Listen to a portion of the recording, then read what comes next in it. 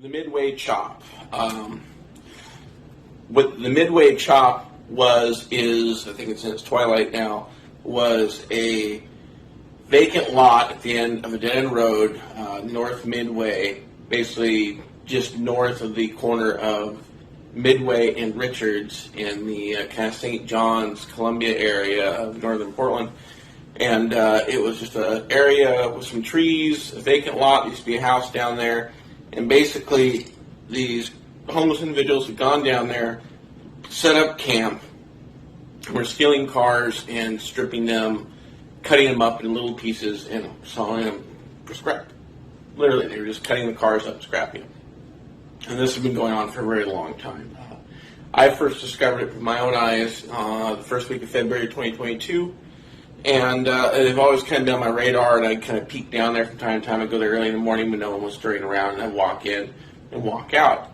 Always kind of noticed some things going on down there, but it wasn't really blowing up at that time. Now, I was contacted by Paul Regan via Facebook when the No Pity Camaro was initially stolen. He said, hey, keep an eye out for my car. So no problem, we'll add to the list, blah, blah, blah, blah. I had my own list of hot cars that we were looking for at the time. And it was kind of just on my radar. Well, what blew the whole thing open and started to bring about the end of the whole operation was we have an individual in our circles who's a drone pilot, and he flies over homeless camps and gets video for folks to help identify vehicles and hopefully get cars recovered, and it's a low-risk sort of situation. Well, he had sent still images from his video to a moderator of a page on Facebook. I believe it was the PDX Stolen Cars, maybe Pacific Northwest Stolen Cars. I'm not exactly sure. Either way, the person that contacted me and told me the No Pity Camaro had been spotted was Sarah Heller, a.k.a. Sarah Jane, or PDX Sarah, who's a individual that goes out and helps recover people's stolen cars. Like, hey, Nick, I know you're on top of this stuff and you go into these situations. They found the No Pity Camaro. It's in the Midway Chop. And she messaged me at 11 o'clock, I believe it was on Tuesday. No, it was Wednesday. It was on a Wednesday. And I immediately, like, okay, I'll go check it out. Locked up shop, headed out of the shop at about noon, and hauled ass straight there, worried because I wanted to get to it quick because it's kind of a high visibility car. It means a lot to its owner, and when it comes to the more sentimental the story is with the vehicle, and the more important it is to their spirit, the more to heart I take it, and the more I really give it tenfold to go in there and get the vehicle back. So I arrived via motorcycle. I locked the bike up in a secure location. I wandered in and immediately ran into a younger white male, probably mid-20s, about 5'10", maybe a $1.55, $1.65. And he's putting gas in a red Chevrolet pickup truck with Washington plates. Like, what are you doing? Oh, hey, I'm looking for my dog. Little back of my dog. It's actually my girlfriend's dog. It's hella annoying. I don't really care, but I got to help try and at least make an effort to find the thing. Someone told me they saw it going down the road and coming in here. Have you seen it? But no, man, I haven't seen any dog. Is it okay if I just look around for the dog? I just want to humor her. At least that way I can tell her, blah, blah, blah. They're like, yeah, sure, no problem. And at that point, I take my phone out of my pocket, pretend to call her, and then I put the phone on video and I stick it in my pocket and I start walking in there. And I realize I've stumbled into something huge. This isn't just one car in a wooded area or in a homeless camp. There has got to be over 30, maybe even 40 or 50 vehicles down there in various states of dismemberment. I mean, there was pieces of cars hanging from trees, from chains and tackle. There were cars cut into itty-bitty pieces. There was a couple cars there that all that was left of the pieces with VIN numbers on it.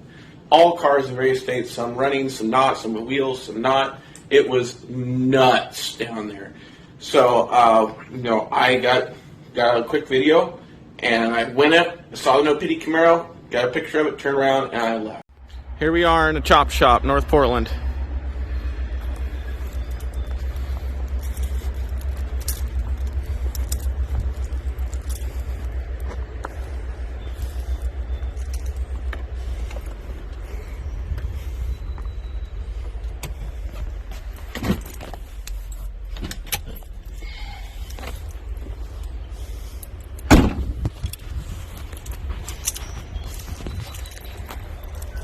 red Chevy.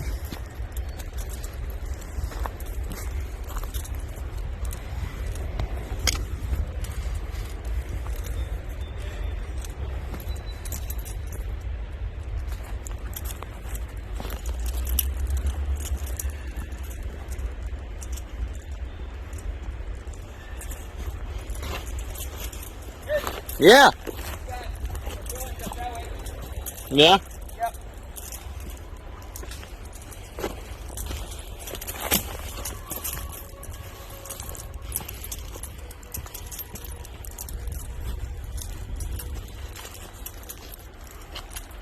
Subarus.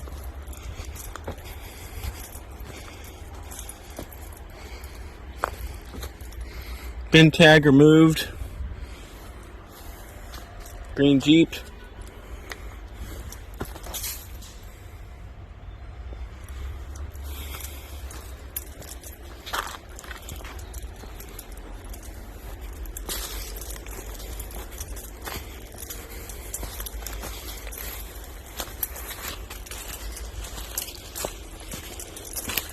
Trick or treat the UNICEF.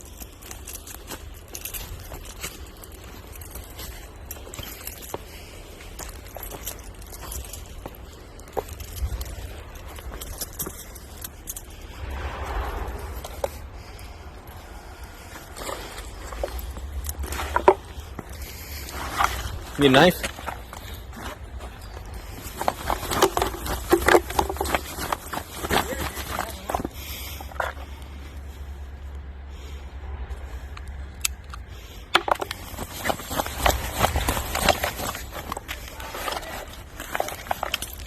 En route.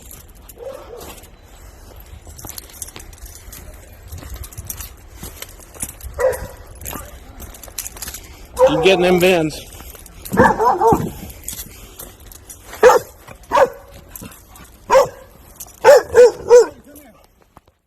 I went out and immediately dialed 911 because I realized I'd stumbled into something too big for me to try and take down by myself. I called 911. They were appreciative. They said, "Thank you very much for notifying us. We'll have an officer contact you immediately." Officer called me and said, "We're aware of the situation. It's under investigation. But at this time we lack the resources to respond," was the officer's exact words. And that didn't sit well with me. I'm like, seriously, this is going on. People's livelihoods have been compromised. And you're telling me you lack the resources to respond. You're not coming. No, Mr. Haas, we can't come. You go, okay, well, I'm here today to get stolen property out. There's at least 8 cars on my personal hot list that I need to get out of there. I've been asked for their help. I'm here to help the owners. I'm going in to get those cars. Mr. Haas, we really have to advise you against that. There were 2 shootings down there in the last month. I go, I'm aware of that, and I am armed, and if I'm confronted and I feel that my safety and well-being has been threatened and compromised, I will defend myself. And I will shoot to kill. And there was a pause. And I go, so you're telling me you're not going to send at least one officer to have my back? No, we can't. I go, okay, well, wish me luck. I hung up the phone, and I started calling other people. I called Sarah. I talked to Dan. I called one of my other crew members who's available at the time, who's a little bit of a loose cannon. And we contacted Nicole Blodgett. Her friend was available at that time and was in Vancouver looking for another stolen. So we got about 4 people together, and I got Rick Bain, owner of Recovery Number 1, to come down and grab my back as well. So as the first cars arrive of my crew, all of a sudden I see 4 patrol cars pull up and go up the block. And they park their cars, they get out, and they walk over there somewhere. They go sit and talk to somebody. And I stand there for a while, and I'm like, what the hell's going on? They said they had no resources to respond. Now apparently they do. So these 4 officers walked down, and they were all pretty polite. A couple of them knew me, a couple of them didn't. And I was like, blah, blah, blah, blah. This is our situation. This is what we're here to do. And they're like, well, we can't go in there. We can't really do much about it. And I go, okay, well, I'm going to go in and get stolen cars out. Will you stay here while I bring the cars out? Like, no problem. So I go in, and I get the videos. So we documented the whole thing, and immediately I just started like, all right, guys, well, I'm going to start getting stuff out of here. So I got a couple guys running around taking pictures of VINs, license plates, and documenting each vehicle. I start hopping in rigs. I fire up the first truck, the red Chevy, and I drive it right past the cops, stop and go, here's the first one, please call the owner. How do you know it's stolen? How do I know it's stolen?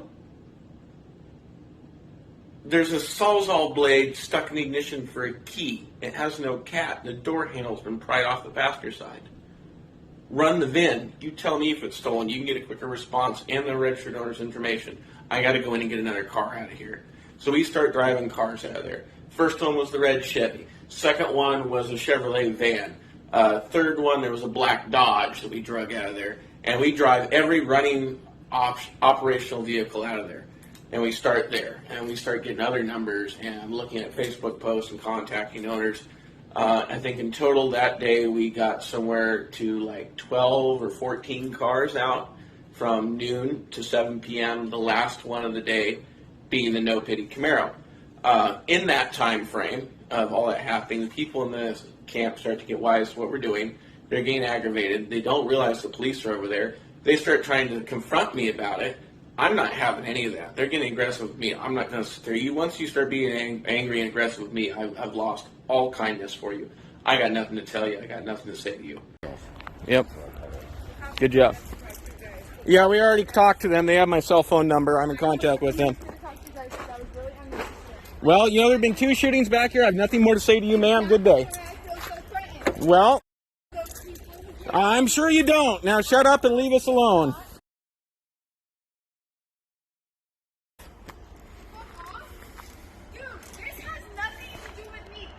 Then what are you doing back here running your fucking mouth? Go sit in your trailer and leave us the fuck alone.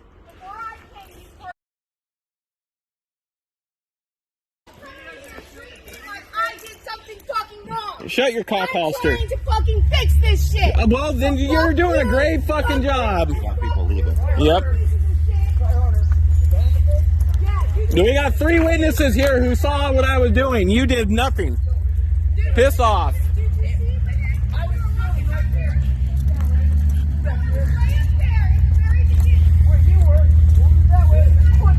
This one runs.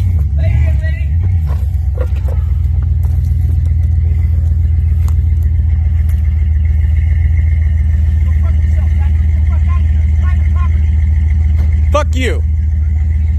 Fuck you.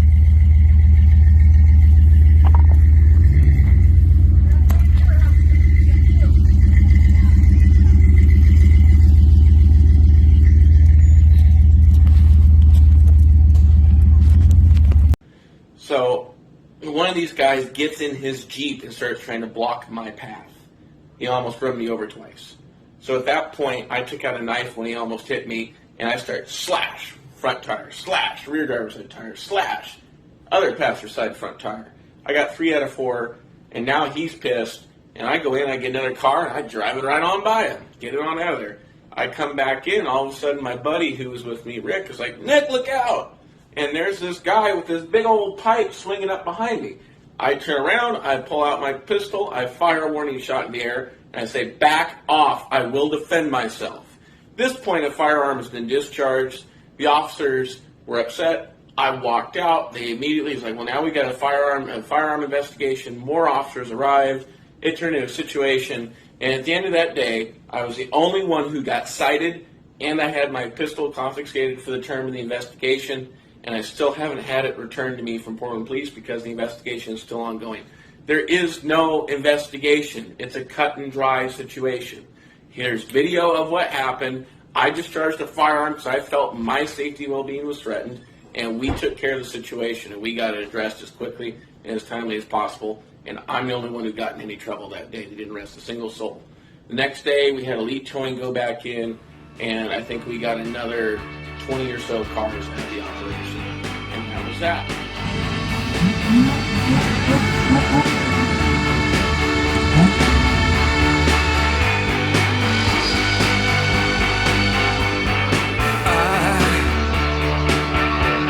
I wish I could swim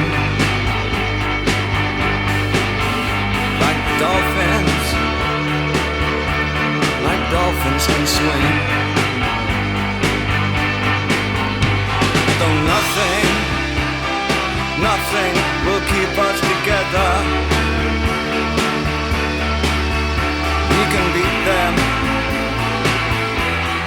forever and ever.